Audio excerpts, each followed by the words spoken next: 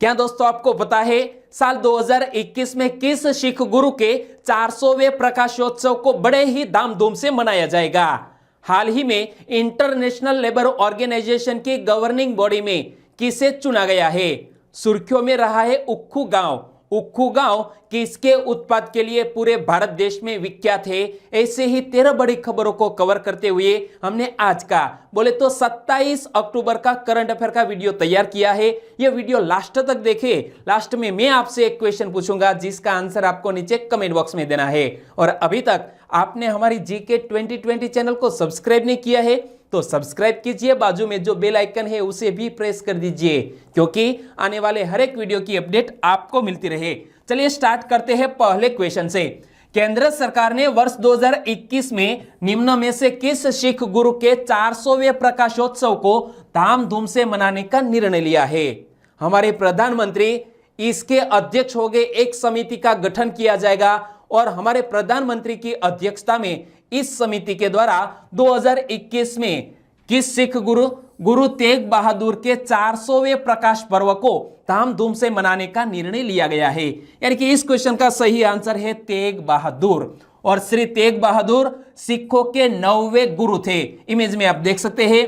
और श्री गुरु तेग बहादुर के 400वें प्रकाशोत्सव को मनाने के लिए किसकी अध्यक्षता में एक उच्च स्तरीय समिति का गठन किया गया है? तो इसका सही आंसर क्या होगा? हमारे प्रधानमंत्री नरेंद्र भाई मोदी। और जब यह उच्च स्तरीय समिति का गठन किया गया है तो इसमें जाने माने हमारे केंद्रीय कैबिनेट मंत्री, हमारे पूर्व प्रधानमंत्री ऐसे मनमोहन सिंह, वो भी इसमें शामिल हो गए। तो देखो इस समिति में लोकसभा के अध्यक्ष ओम बिरला, पूर्व प्रधानमंत्री डॉक्टर मनमोहन सिंह, हमारे रक्षा मंत्री राजनाथ सिंह, इमेज में देख सकते हैं, और हमारे गृह मंत्री अमित शाह सहित कई केंद्रीय मंत्री, कई राज्यों के मुख्यमंत्री और देश भर के गणमान्य लोगों को सदस्य के रूप में शामिल किया गया है। और यह क्यों? क्योंकि हमारे तेग बहादुर की 400वीं प्रकाश पर्व मनाए जाने वाला है 2021 में। और यहां बात करते हैं हमारे सिख समुदाय से। तो आपको भी पता है कि हमारी कला एवं संस्कृति एवं प्राचीन परंपरा से जुड़े कुछ संतों के बारे में कई बार एग्जामिनेशन में क्वेश्चन पूछ लिए जा सकते हैं। तो यहां मैं आपको सिख समुदाय के बारे में कुछ बताना चाहूंगा। गुरु नानक देव जी 10 सिख गुरुओं में से पहले सिख गुरु थे गुरु नानक देव जी। और सिख धर्म के संस्थापक कौन थे? वो भी गुरु नानक देव। और उनका जन्म वर्ष 1469 में ननकाना साहिब, जो कि वर्तमान में वो पाकिस्तान में स्थित है, वहां पर उनका जन्म हुआ। और उन्होंने भक्ति के निर्गुण रूप की शिक्षा दी। किसके? निर्गुण रूप की शिक्षा दी। और सिख धर्म के अंतिम गुरु कौन थे? गुरु गोविंद सिंह। और गुरु गोविंद सिंह ने खालसा पंथ की स्थापना की थी। अक्सर एग्जामिनेशन में पूछ लिया जाता है खालसा पंथ की स्थापना किसने की थी? गुरु गोविंद सिंह ने। और खालसा पंथ की 5 निर्धारित भौतिक वस्तुएं कौन कौन सी है? केश, कंगा, कड़ा, कच्छा और कृपाण। ओके। और दोस्तों इसी तरह हर क्वेश्चन से जुड़े इंपॉर्टेंट फैक्ट मैं आपके सामने रखता हूं। हमारा यह तरीका आपको अच्छा लगता है, लाइक करना मत भूलिएगा। दूसरा क्वेश्चन है स्क्रीन पर। अक्टूबर 2020 से लेकर जून 2021 की समयावधि के लिए ILO की गवर्निंग बॉडी का अध्यक्ष किसे चुना गया है? पहले तो ILO का पूरा नाम पढ़ लीजिए, इंटरनेशनल लेबर ऑर्गेनाइजेशन। और इसकी गवर्निंग बॉडी के अध्यक्ष के रूप में हाल ही में हमारे भारत देश को चुना गया है। यानी कि इस क्वेश्चन का सही आंसर है ऑप्शन ए, भारत देश। और तकरीबन 35 वर्ष बाद ILO के गवर्निंग बॉडी के अध्यक्ष के रूप में आया है भारत। तो इनसे जुड़ा हुआ मोस्ट इंपोर्टेंट क्वेश्चन बन सकता है कि भारत को कितने वर्ष बाद एक बार फिर ILO के संचालक मंडल की अध्यक्षता प्राप्त हुई है? 35 वर्ष बाद। और यहां हमारे भारत के श्रम एवं रोजगार सचिव अपूर्व चंद्रा को अक्टूबर 2020 से जून 2021 की अवधि के लिए अंतरराष्ट्रीय श्रम संगठन बोले तो ILO के संचालक मंडल के अध्यक्ष के रूप में चुना गया है। और इसलिए हमारे इस ब्यूरोक्रेट्स का नाम आपको याद रखना है। नाम क्या है? अपूर्व चंद्रा। और यहां अपूर्व चंद्रा वो महाराष्ट्र कैडर के 1988 बैच के भारतीय प्रशासनिक सेवा के अधिकारी है, एक IAS अधिकारी है, और वह नवंबर 2020 में होने वाली गवर्निंग बॉडी की बैठक की अध्यक्षता करेंगे। नाम मत भूलिएगा, अपूर्व चंद्रा। और यहां जिक्र किया गया है ILO का, यानी कि इंटरनेशनल लेबर ऑर्गेनाइजेशन, जिसकी स्थापना कब हुई? 29 अक्टूबर 1919 को ILO की स्थापना हुई। इसके वर्तमान महानिदेशक कौन है? गाय राइडर। और इंटरनेशनल लेबर ऑर्गेनाइजेशन का हेडक्वार्टर कहां पर स्थित है? स्विट्जरलैंड के जिनीवा में। और वर्तमान में इस संगठन के स्थायी सदस्य कितने देश है? 187 देश। और वर्ष 1969 में इसे प्रतिष्ठित नोबेल शांति पुरस्कार प्रदान किया गया था। तो यह फैक्ट भी याद रख लीजिए, 1969 में ILO को नोबेल शांति पुरस्कार से नवाजा गया था। तीसरा क्वेश्चन, राष्ट्रीय स्वयंसेवक संघ अपना 100वां स्थापना दिवस कब मनाएगा? RSS यानी कि राष्ट्रीय स्वयंसेवक संघ वो अपना 100वां स्थापना दिवस मनाएगा 2025 में। यानी कि इस क्वेश्चन का सही आंसर है 2025। और 2020 में हाल ही में विजयादशमी के अवसर पर RSS ने अपना 95वां स्थापना दिवस मनाया। तो देखो, राष्ट्रीय स्वयंसेवक संघ ने अपना 55वां स्थापना दिवस मनाया, और विजयादशमी के दिन आज से 95 साल पहले राष्ट्रीय स्वयंसेवक की स्थापना हुई थी। तो यहां 95 कम करें तो क्या कौन सा साल आएगा? 1925 में। तो सन 1925 में विजयादशमी के दिन ही डॉक्टर केशव राम बलिराम हेडगेवार ने यह राष्ट्रीय स्वयंसेवक संघ की स्थापना की थी। इमेज में देख सकते हैं डॉक्टर केशव राम बलिराम हेडगेवार, उन्होंने राष्ट्रीय स्वयंसेवक संघ की स्थापना की। स्थापना की तिथि कौन सी थी? 27 अक्टूबर 1925 को विजयादशमी के दिन इसकी स्थापना की गई। और संघ का मुख्यालय कहां पर स्थित है? नागपुर में। और वर्तमान में सर संघ संचालक कौन है? मोहन भागवत। इमेज में आप देख सकते हैं। चौथा क्वेश्चन, हाल ही में सुर्खियों में रहा उक्खू गांव किसके उत्पाद के लिए पूरे भारत में विख्यात है? उक्खू गांव का जिक्र किया है हमारे प्रधानमंत्री जी ने मन की बात में। पिछले रविवार को मन की बात में उक्खू गांव का जिक्र किया हमारे प्रधानमंत्री जी ने। और उक्खू गांव को पेंसिल विलेज, कौन से? पेंसिल विलेज के रूप में भी जाना जाता है। यानी कि इस क्वेश्चन का सही आंसर है पेंसिल विलेज। और वो किस राज्य में स्थित है? तो देखो, पेंसिल बनाने के लिए देश में लकड़ी आयात की जाती थी, लेकिन अब पुलवामा पेंसिल बनाने के क्षेत्र में देश का आत्मनिर्भर बना हुआ एक इलाका है। यहां जिक्र किया गया पुलवामा। पुलवामा बोले तो आपको पता चल गया कि उक्खू गांव आखिर कहां पर स्थित है। और यहां आप देख सकते हैं, तो उक्खू गांव है वो है पेंसिल विलेज। तो इनसे जुड़े हुए दो और क्वेश्चन बन सकते हैं कि घाटी से किस पेड़ की लकड़ी पेंसिल बनाने के काम में इस्तेमाल की जा रही है? तो चिनार नामक पेड़ की लकड़ी का उपयोग पेंसिल बनाने के लिए किया जाता है। और पुलवामा के किस गांव को पेंसिल विलेज के रूप में जाना जाता है? पेंसिल विलेज के रूप में जाना जाता है उक्खू गांव को। और सुर्खियों में क्यों रहा? हमारे प्रधानमंत्री जी ने इसके बारे में जिक्र किया इसलिए। पांचवा क्वेश्चन, राष्ट्रीय सतर्कता और भ्रष्टाचार रोधी सम्मेलन 2020 का विषय क्या है? हाल ही में राष्ट्रीय सतर्कता और भ्रष्टाचार रोधी सम्मेलन 2020 का आयोजन किया गया, और इसका विषय बोले तो थीम रखी गई है सतर्क भारत समृद्ध भारत। यानी कि इस क्वेश्चन का सही आंसर है ऑप्शन सी। और कोई भी इवेंट बनती है तो दोस्तों इनसे जुड़े और भी क्वेश्चन बन सकते हैं, जैसा कि राष्ट्रीय सतर्कता और भ्रष्टाचार रोधी सम्मेलन का उद्घाटन किसने किया? हमारे प्रधानमंत्री श्री नरेंद्र भाई मोदी ने इस सम्मेलन का उद्घाटन किया। और राष्ट्रीय सतर्कता और भ्रष्टाचार रोधी सम्मेलन का विषय, जैसा कि मैंने हाल ही में बताया, सतर्क भारत समृद्ध भारत। लेकिन और भी क्वेश्चन आपको याद रखने हैं। सम्मेलन का आयोजन किसने किया है? CBI ने, यानी कि सेंट्रल ब्यूरो ऑफ इन्वेस्टिगेशन ने इस सम्मेलन का आयोजन किया। और प्रत्येक वर्ष देश में सतर्कता जागरूकता सप्ताह कब मनाया जाता है? याद रखो, विजिलेंस अवेयरनेस वीक प्रति वर्ष मनाया जाता है 27 अक्टूबर से 2 नवंबर तक, जो हाल ही में शुरू हुआ। और यहां जब जिक्र किया गया है CBI की स्थापना कब हुई? 1963 में। और CBI का हेडक्वार्टर नई दिल्ली में स्थित है। छठा क्वेश्चन, निम्न में से किस पवित्र स्थान पर चार धाम यात्रा की समाप्ति होती है। चार धाम की यात्रा यानी कि हिंदू समुदाय का एक बहुत ही अच्छा यह पर्यटन यानी कि चार धाम की यात्रा जो अपने जीवन में एक अहम हिस्सा रखती है। तो इसी तरह की चार धाम की यात्रा किस स्थान पर समाप्त होती है? याद रखो, बद्रीनाथ पर। कहां पर? बद्रीनाथ पर यह चार धाम की पवित्र यात्रा समाप्त होती है। यानी कि इस क्वेश्चन का सही आंसर है बद्रीनाथ। और हाल ही में यह सुर्खियों में क्वेश्चन क्यों आया? क्योंकि यह पवित्र यात्रा धाम के कपाट हाल ही में बंद कर दिए गए हैं और अगले बार यह खोल दिया जाएगा। तो यहां इसीलिए सुर्खियों में आया। हिमालय के गढ़वाल क्षेत्र में यमुनोत्री, गंगोत्री, केदारनाथ और बद्रीनाथ की यात्रा को चार धाम यात्रा कहा जाता है। कौन कौन से पवित्र स्थान है? यमुनोत्री, गंगोत्री, केदारनाथ और बद्रीनाथ। और यहां से यह यात्रा शुरू होती है, यहां पर खत्म होती है।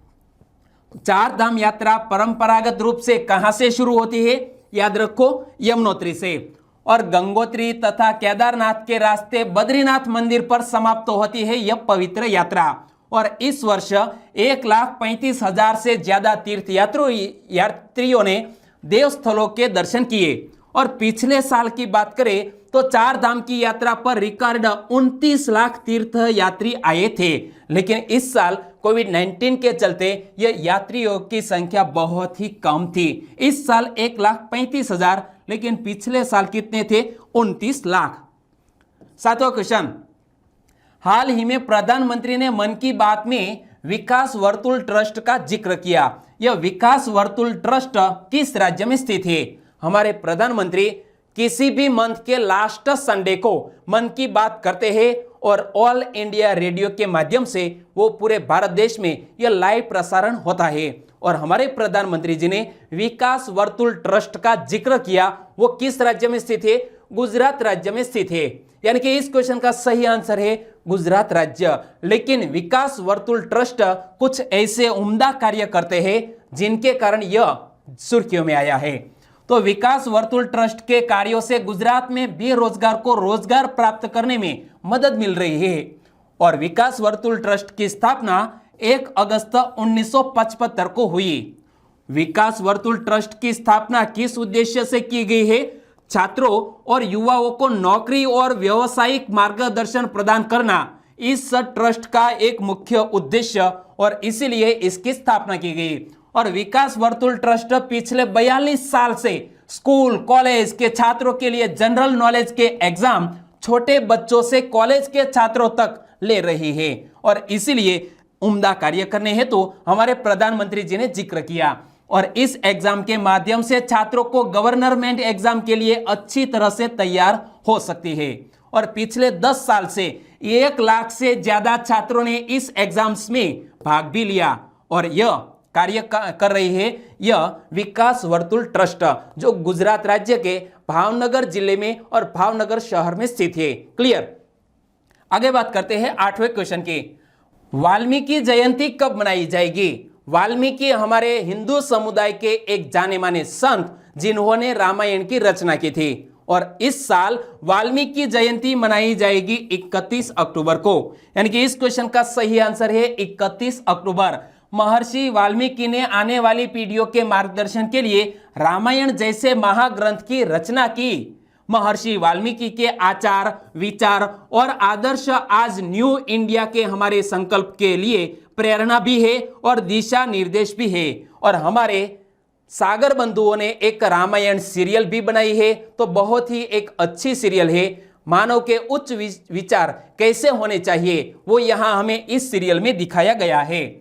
और 31 अक्टूबर को वाल्मीकि जयंती इस साल मनाई जाएगी। लेकिन 31 अक्टूबर को एक और महत्वपूर्ण दिवस है। क्या? सरदार वल्लभ भाई पटेल जयंती भी 31 अक्टूबर को मनाई जाएगी। और यह इस दिवस को राष्ट्रीय एकता दिवस के रूप में भी मनाया जाता है। तो देखो, 31 अक्टूबर को सरदार वल्लभ भाई पटेल की जयंती मनाई जाएगी।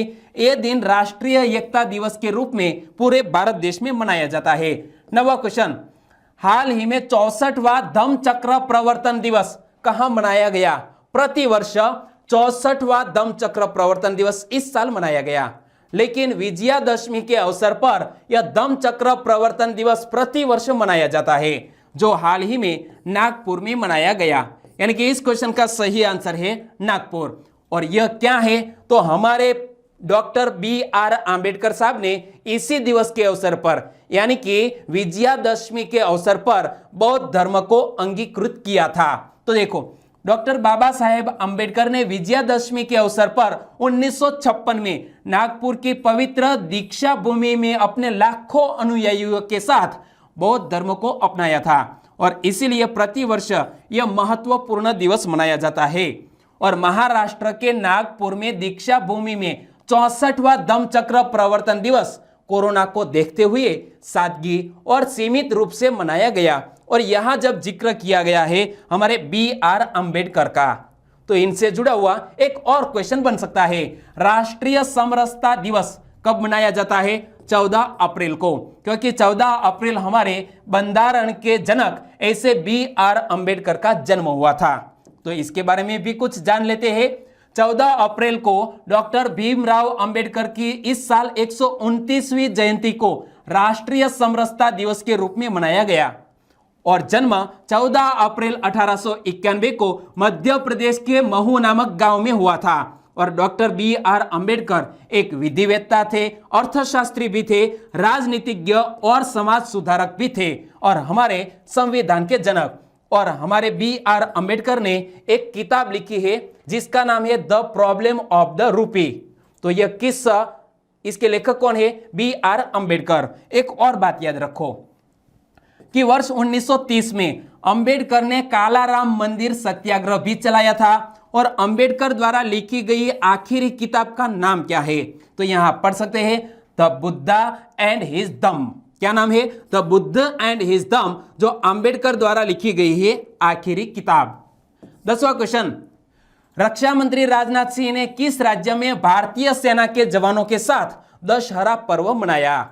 हमारे रक्षा मंत्री प्रतिवर्ष एक परंपरा के रूप में हमारे जो कुछ ऐसे आयुध है, हमारे रक्षा के मामले में कुछ ऐसी मिसाइलें हैं, तो इसकी पूजा करते हैं। और इसीलिए हमारे रक्षा मंत्री ने हाल ही में सिक्किम राज्य में यह दिवस मनाया, दशहरा पर्व। यानी कि इस क्वेश्चन का सही आंसर है सिक्किम। तो देखो, पश्चिम बंगाल और सिक्किम के 2 दिवसीय दौरे पर गए रक्षा मंत्री राजनाथ सिंह ने सुकना स्थित वार मेमोरियल पहुंचे, जहां उन्होंने मां भारती के वीर सपूतों को नमन किया। और इसी तरह का एक वार मेमोरियल हाल ही में दोस्तों पिछले साल कहां पर बनाया गया है? नई दिल्ली में। और रक्षा मंत्री ने सुकना में शस्त्र पूजा भी की। प्रतिवर्ष इस तरह की शस्त्र पूजा हमारे रक्षा मंत्री करते हैं। और इस दौरान सेना प्रमुख जनरल मनोज मुकुंद नरवणे भी इस शस्त्र पूजा में उपस्थित थे। 11वां क्वेश्चन, हाल ही में भारत और किस देश के बीच 2+2 वार्ता का आयोजन हुआ? भारत और अमेरिका के बीच 2+2 वार्ता का आयोजन किया गया और इसलिए इस क्वेश्चन का सही आंसर है अमेरिका। 2+2 वार्ता, एक तरफ भारत और दूसरी तरफ अमेरिका। और इसका नाम 2+2 वार्ता क्यों है? क्योंकि 2+2 में हमारे भारत देश के 2 प्रतिनिधि और अमेरिका के 2 प्रतिनिधि, 4 प्रतिनिधि और इसका प्रतिनिधि मंडल हिस्सा लेते हैं। हमारे देश के विदेश मंत्री और रक्षा मंत्री ने इसमें हिस्सा लिया और इसी के साथ साथ अमेरिका की ओर से भी वहां के रक्षा मंत्री और विदेश मंत्री ने हिस्सा लिया। तो देखो, 2+2 वार्ता में किसने भाग लिया? दोनों देशों के रक्षा मंत्री और विदेश मंत्री ने भाग लिया। अमेरिका के विदेश मंत्री कौन है? Mike Pompeo. और अमेरिका के रक्षा मंत्री कौन है? मार्क एस्पर, जो इमेज में देख सकते हैं। और हमारे भारत देश की ओर से किसने हिस्सा लिया है? तो हमारे रक्षा मंत्री राजनाथ सिंह और हमारे विदेश मंत्री एस जयशंकर। तो देखो, भारत के प्रतिनिधि मंडल का नेतृत्व कौन करेंगे? रक्षा मंत्री राजनाथ सिंह और विदेश मंत्री एस जयशंकर। और अमेरिका के विदेश मंत्री माइक पोम्पियो और रक्षा मंत्री मार्क एस्पर 26 और 27 अक्टूबर को भारत के दौरे पर है। यानी कि आज के दिन वो हमारे भारत देश के दौरे पर रहेंगे। इमेज में देख सकते हैं माइक पोम्पियो और मार्क एस्पर, यहां पर एस जयशंकर और राजनाथ सिंह। तो पहली वार्ता यह कब हुई थी? 2+2 वार्ता पहली बार आयोजित हुई थी 2018 में। कहां पर? दिल्ली में। और दूसरी 2019 में कहां पर आयोजित की गई? वॉशिंगटन डीसी में। और इस साल फिर से एक बार फिर नई दिल्ली में आयोजन किया गया, यानी कि पारी पारी में एक बार भारत और एक बार अमेरिका में 2+2 वार्ता का आयोजन किया जाता है। 12वां क्वेश्चन, ब्रिटेन ने पहला बड़ा पोस्ट ब्रेक्जिट सौदा निम्न में से किस देश के साथ किया? ब्रिटेन पिछले साल ही ब्रेक्जिट यानी कि जो यूरोपियन यूनियन का कंट्री का समूह है इनमें से बाहर हो गया, और इसी के बाद ब्रिटेन पहला पोस्ट ब्रेक्जिट सौदा करने वाला देश कौन सा है? ब्रिटेन ने हाल ही में जापान देश के साथ इस तरह का समझौता किया है, यानी कि इस क्वेश्चन का सही आंसर है जापान देश। तो देखो 23 अक्टूबर को जापान और ब्रिटेन ने एक मुक्त व्यापार समझौते पर हस्ताक्षर किए हैं, जिसमें ब्रिटेन के यूरोपीय संघ से अलग होने के बाद दोनों देशों के बीच द्विपक्षीय व्यापारिक संबंधों की रूपरेखा तैयार की गई है। और जापान और ब्रिटेन के बीच हुए समझौते के तहत जापानी करों पर लगाने वाले शुल्क को ब्रिटेन 2026 तक घटाकर 0 कर देगा, जबकि जापान ब्रिटेन के कृषि उत्पादों पर लगने वाले शुल्क को बरकरार रखेगा, और यह समझौता जनवरी 2021 से लागू हो जाएगा। इसी तरह का समझौता हुआ है जापान और ब्रिटेन के बीच। 13वां क्वेश्चन, सुर्खियों में रही आजीविका फार्म फ्रेश एप्लीकेशन किस उद्देश्य से विकसित की गई है?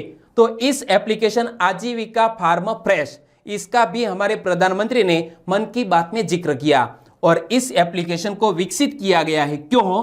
खेतों से सीधे लोगों के घरों तक फल और सब्जियां पहुंचाने हेतु यह आजीविका फार्म फ्रेश एप्लीकेशन को डेवलप किया गया है।